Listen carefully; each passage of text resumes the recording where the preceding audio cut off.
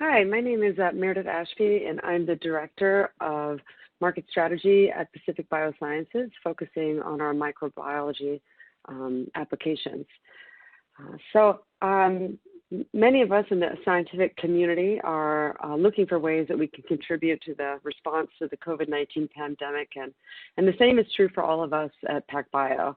So I was very happy to be invited to speak to you today about how our technology might be useful to you as you plan your own research efforts. So I want to preface my talk by saying that all of the applications that I present here are intended for research use only, and they're not intended for use in diagnostic procedures. So jumping right into it, how is PacBio sequencing potentially helpful in your COVID-19 research? To begin, I want to start out by describing some of the unique qualities of PacBio HiFi reads, and then go into more details about how those qualities will be useful in different types of applications, including SARS-CoV-2 genome sequencing, and then also understanding the host response to infection. And some of the topics that I'll discuss are BCR receptor sequencing, also IgH locus sequencing, and finally HLA sequencing. So to start at the beginning, PacBio is unique in that we are able to produce not only long reads, but long reads that have very high accuracy. And this is quite well differentiated from the other sequencing options that you have available to you. So how are we able to do that? So in the figure on the right, you'll see our SMRT-Bell, which is a template molecule for sequencing. And the nature of this SMRT-Bell is such that when it opens up, we can sequence multiple times all around the SMRT-Bell over and over again. And so even though individual subreads may have errors, those errors are completely random in nature. And by generating a consensus accuracy from that one single molecule, we can generate HiFi reads. So these HiFi reads have very high accuracy. In our AMPLICON sequencing and targeted sequencing application, HiFi reads can be as long as 15,000 base pairs in length, and they are over 99% accuracy. And so this combination is very interesting because the combination of high accuracy with long read lengths allows you to phase variants and also resolve repeat regions, and to do that in such a way that any variants you detect, are real and not just sequencing errors. So my first application that I want to talk about is SARS-CoV-2 sequencing. So how can HiFi sequencing help us to understand the biology of this virus? So there's a few things that you might want to do, use long-read sequencing for. The main applications fall under mutation phasing and rare variant detection. So these types of questions are really important to researchers who may be looking to understand the epidemiology of the pandemic, or to develop vaccines or even therapeutics. So in order to determine where the virus genome is stable and therefore susceptible to attack, you really need to have information about variants that's very highly accurate along the full length of the genome. And some applications might include determining, what part of the virus antibodies are binding to successfully in a successful immune response, and also for evaluating vaccine effectiveness. In addition, long-read sequencing can be very useful to determining the virus population structure. So, for example, long-read sequencing will allow you to monitor the evolution of the virus either within a person over the course of infection, or between different regions, or over time as the epidemic proceeds. And keeping an eye on this evolution can be very important. For example, making sure that testing remains accurate, that the virus does not evolve in such a way that the test quality is compromised. And in the event that we finally do develop therapeutics for COVID-19, it'll be important in tracking the possibility of drug resistance emergence. And then finally, it can be very useful in tracing and determining how people in new communities, whether they're becoming infected as new carriers, move into the area, or whether continued outbreak is happening from silent carriers within the community that are all closely related. And so then one final application would be as quality control in vaccine manufacturing. A lot of vaccines involve live attenuated virus, and one obviously would want to make sure that the vaccine being produced is the same as the one that was developed, and that the virus is not mutating back to a more virulent form during the course of production. So you may say that there's already very accurate information being produced about the SARS-CoV-2 virus. And so I want to just draw your attention to the data that's currently available in GISAID, which is the Global Initiative on Sharing All Influenza Data.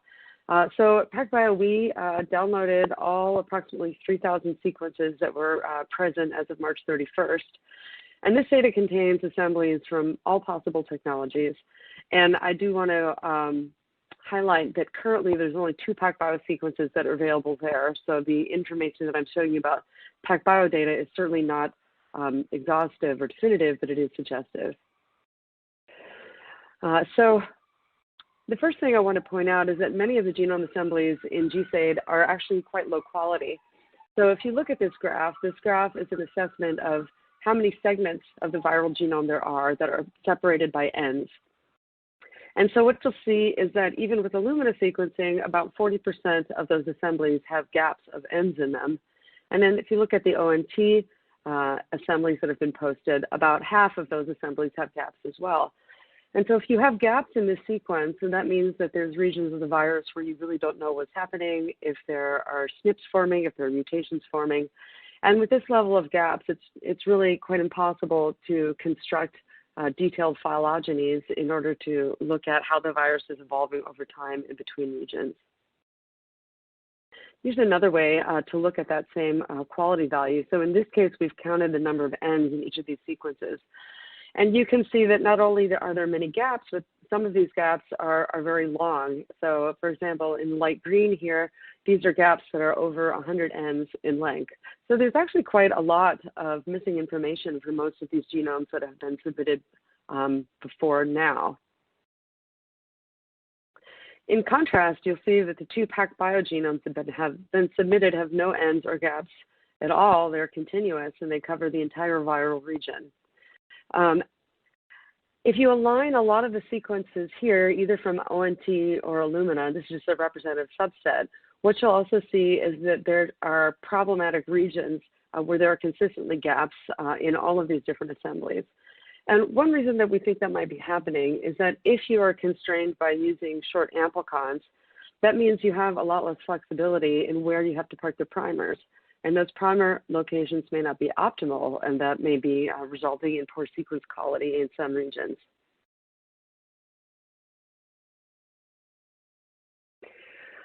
So why is it important to have very accurate information? So having higher quality data makes it easier to identify variable positions in the SARS-CoV genome. And as I mentioned before, the locations of those variable positions are really important for getting at a lot of research type questions.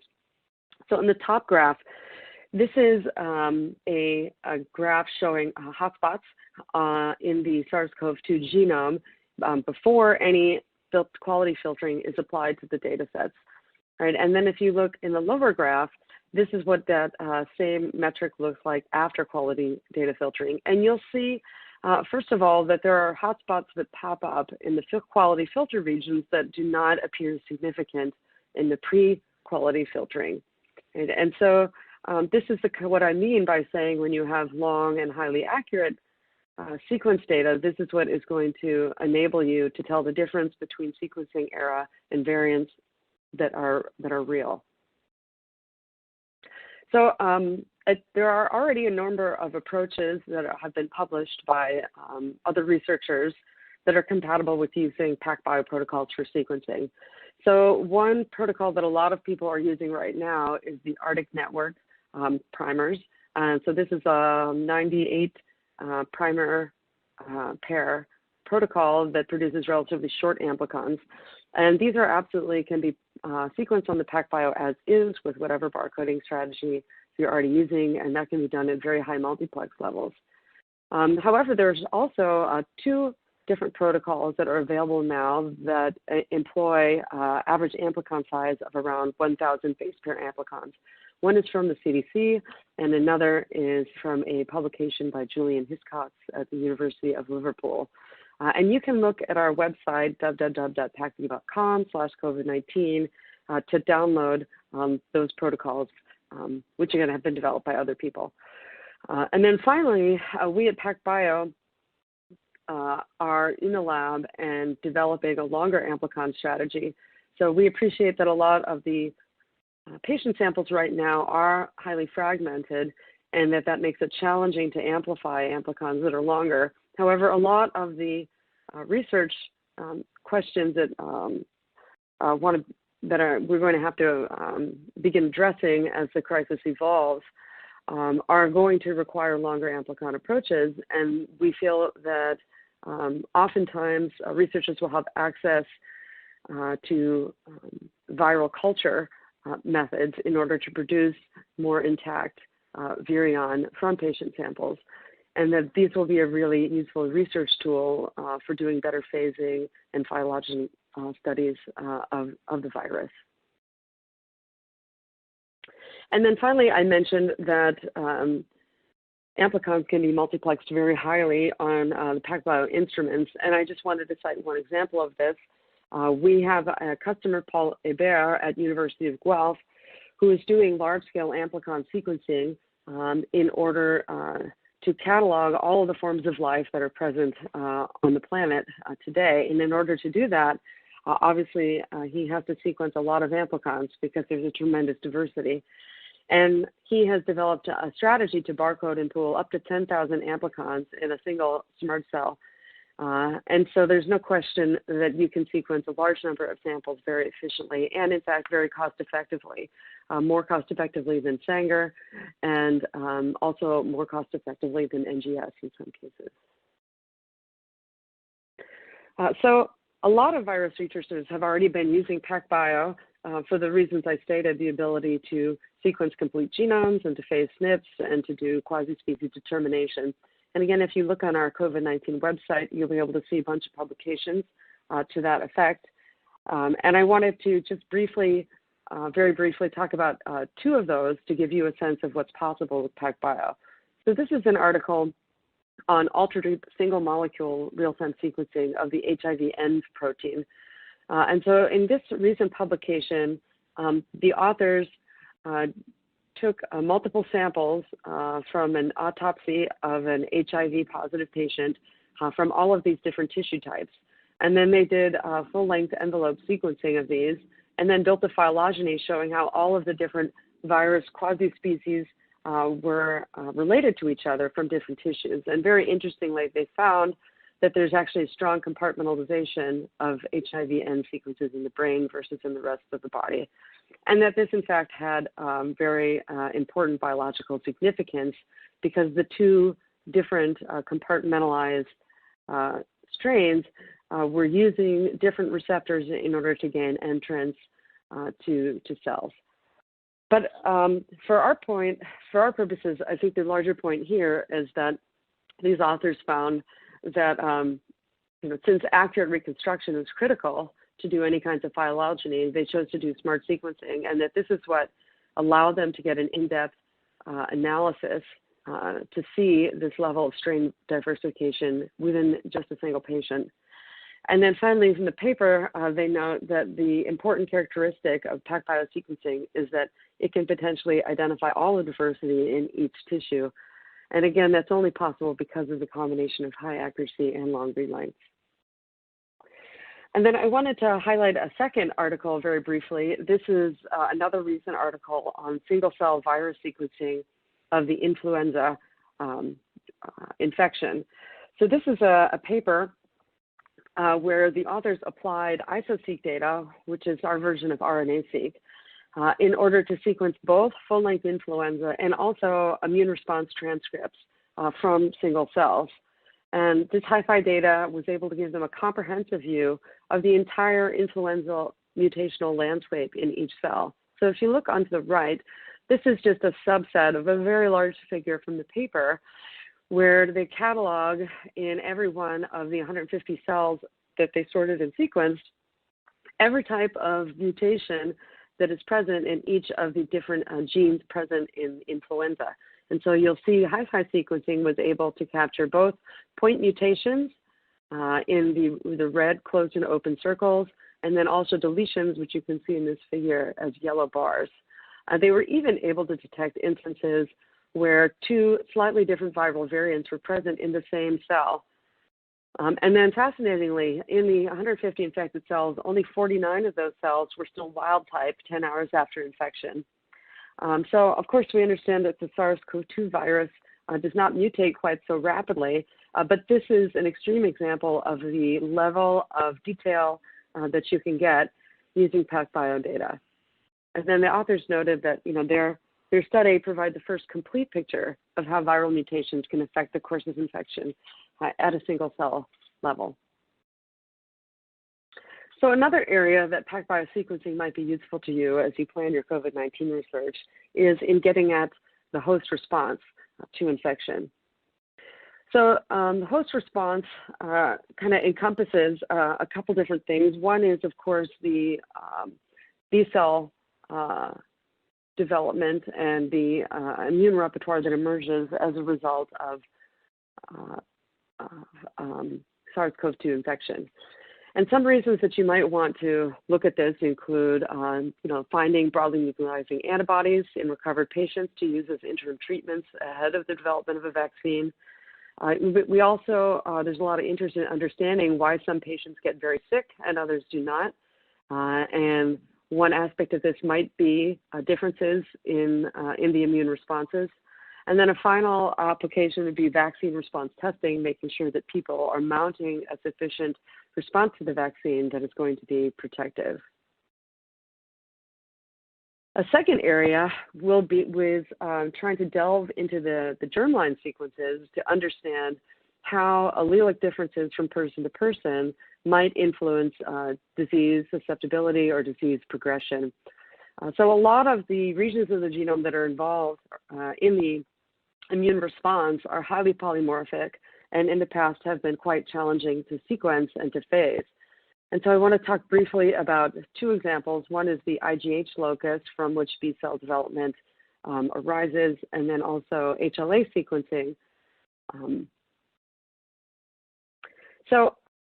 I'm sure you all remember this quite well from your college introductory biology classes and immunology classes, but I want to briefly recap this because it helps to get to the point of emphasizing why PacBio can be useful in studying B-cell receptor diversity.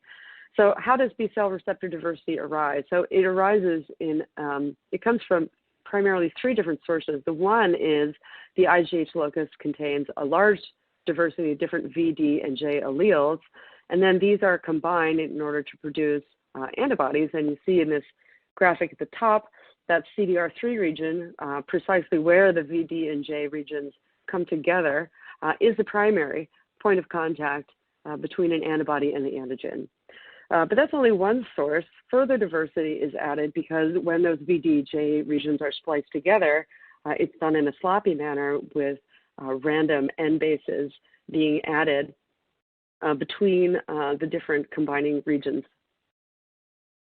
But there's one more source of diversity, and that is somatic hypermutation. So after B cells are activated, they undergo this process by which additional mutations are acquired as the B cells divide and mutate very rapidly in the germinal center. And as a result of that, there are additional completely random mutations that can be introduced anywhere along the variable region, and not just in that CDR3 region. And the reason this is significant is because most short-read strategies only sequence the CDR3 region because of the limitations on read length. However, with PacBio, you can sequence the entire full length of the B-cell receptor, which allows you to capture all of the mutations that arise both during VDJ recombination and also during somatic hypermutation, while additionally capturing isotype information by sequencing the constant domain. And then the best part at all is that since no assembly is required to do this, we're able to sequence it in one read. The base accuracy is very high and it's consistent across the entire BCR sequence.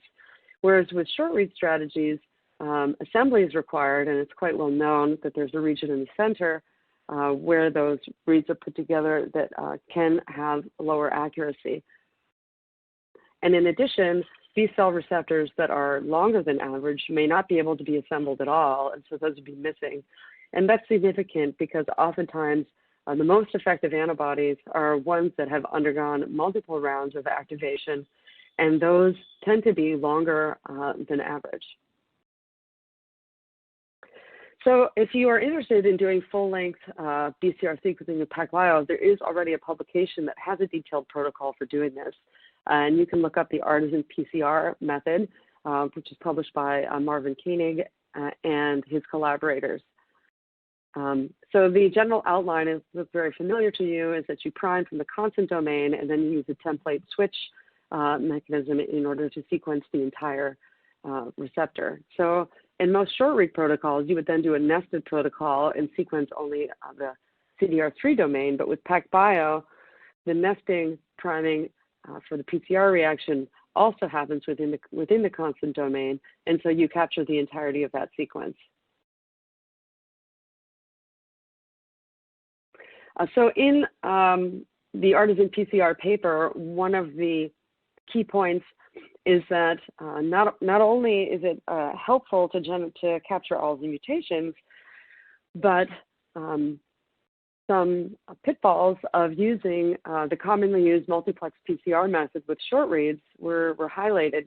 So this is just one graph from that paper showing that when they attempted to sequence the B-cell receptor from a large number of different cell lines, including some cancerous cell lines, what they found is that fairly often the multiplex PCR failed to amplify those receptors.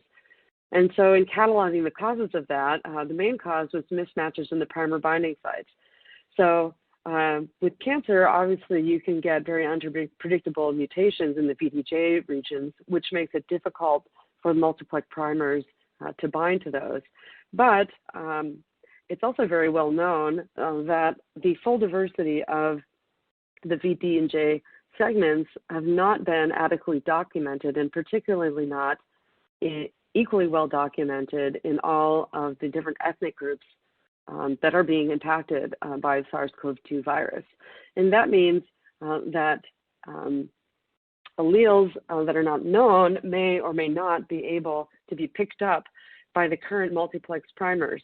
And so there's a high risk of missing things that you don't know about when you rely on this multiplex PCR reaction. Another issue that can arise is truncation of genes in the sample. And again, that falls into the category of the more mutated the B-cell receptor is, the more challenging it is to be picked up with this multiplex PCR reaction. And in this graph here, you can see as you move from left to right, the researchers plotted the amount of homology between the germline and the sequenced receptor, and they found that the more that B-cell receptor has diverged from the germline, the more likely it is to have dropout in the multiplex PCR reaction. And again, it's known from studies of HIV and other types of viral infection that the most effective broadly neutralizing antibodies tend to be the ones that are developed through multiple rounds of affinity maturation and tend to be the furthest from the original germline sequence.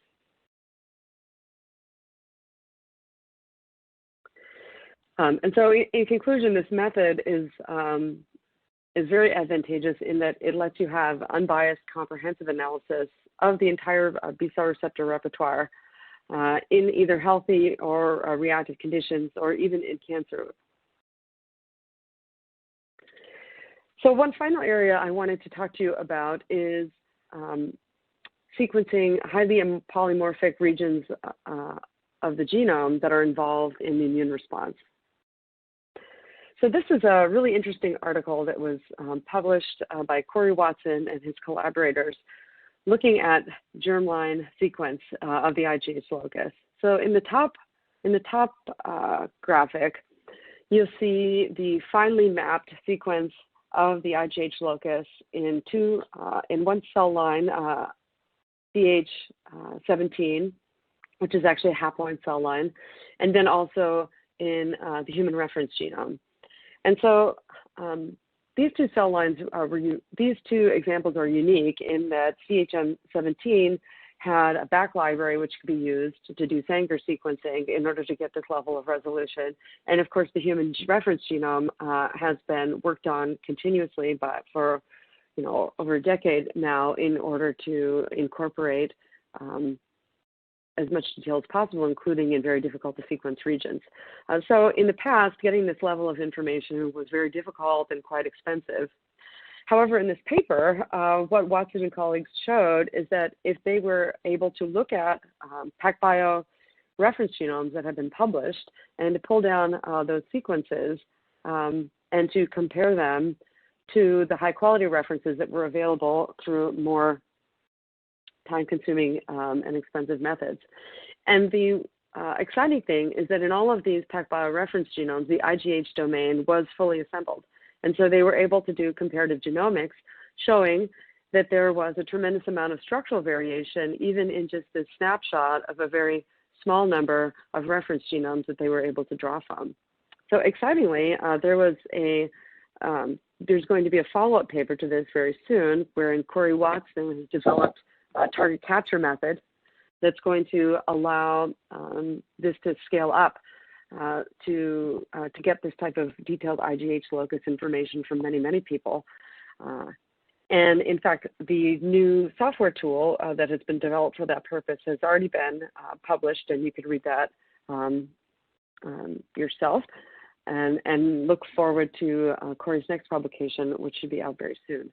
And so this is one example of the type of work that it might be interesting to do in order to start to correlate allelic differences between patients and differences in disease severity or outcomes.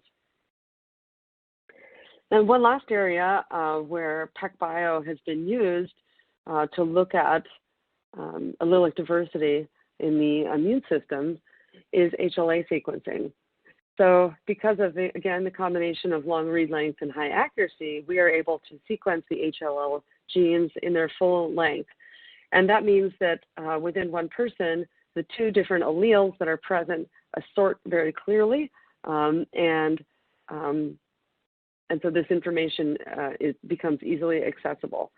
This is also has been very impactful from our customers that are doing this in terms of providing direct evidence for new alleles that were not previously known. And in addition, it's very cost-effective, as it can be multiplexed at a very high level. And so why is it important to have the complete sequence of HLA instead of just the short amplicons that are typically used with an Illumina approach? So the reason is that variants that occur anywhere within the HLA genes, including in the introns, can be biologically meaningful and impactful. So this is data from a study. It was a retrospective study of about 900 stem cell transplant recipient pairs. And what they did is they reevaluated the quality of past matches by applying PacBio full-length HLA sequencing to matches that were previously done using short-read technology. And this was done at the Anthony Nolan Research Institute. So what they found is that when you have 100% matching along the full length of all the HLA genes, that significantly improves transplant survival. So if you look on the left, the survival curve on the top, 54.8%, is the survival of patients that had a complete match between the donor and the recipient. And then the dotted line below are instances where they found that upon higher quality sequencing, that there were actually mismatches hiding in regions of the HLA genes that were not previously sequenced. And what they found is that that's very impactful. And the survival rate is nearly 20% less with patients that have even that small level of mismatch. And of course, on the right, it's quite well known that when you have near matches, even using the old technology approach, for example, less than 11 out of 12 HLA match, this already was quite impactful to survival. And it's really the part on the left that was surprising. And having this new level of resolution is obviously been very impactful for folks that have to undergo stem cell transplant, but it also opens the window to start to look at how differences in these genes may impact the immune response in other types of contexts and not just stem cell transplant. So if you're interested in doing HLA sequencing, we have several service providers that you can contact, Anthony Nolan being one, but also Histogenetics and LabCorp as well. So I wanted to end just by saying that PacBio is ready to support your COVID-19 research, even though we're in California and the vast majority of us are under the shelter-in-place order, as you yourself might be. Our shipping department is still managing to staff the building, and we are sending out reagents and fulfilling all of your orders so that we can support you all. And then finally, if you want to have more information on any of these protocols or read more about any of the articles that I discussed, you can find links to all of that at pacbio.com/COVID/19. And thank you very much for your attention. Thank you, Dr. Ashby, for your informative presentation. We will now start the Q&A portion of our webinar. Now, to our audience, if you have any questions you would like to ask, please do so now. Just click on that Ask a Question box located on the far left of your screen, and we will answer as many of your questions as we have time for. So let's get started. Dr. Ashby, our first question. Are there timelines for the 2 to 6 kb AMPLICON protocol? Yes, so that work is ongoing in our R&D department, and we are hopeful to have a protocol that at least works on control samples by mid next week. And once we have those, we'll be sending them out to our collaborators who have the capability to work with patient samples in order to sequence those and see how well they do with virus samples that may be more degraded. But I think in the meantime, it's a great chance to get started with the 1 kb amplicons that are on our website. The feedback we've gotten from customers who are using that protocol already is that even at 1 kb, there are a number of patient samples that don't amplify because of the degraded nature of the samples. And then the moment that we have the longer amplicon protocols, we will post those to our COVID-19 resource page. So you can always check there. Very good, thank you. And where can I get PacBio sequencing done in these times?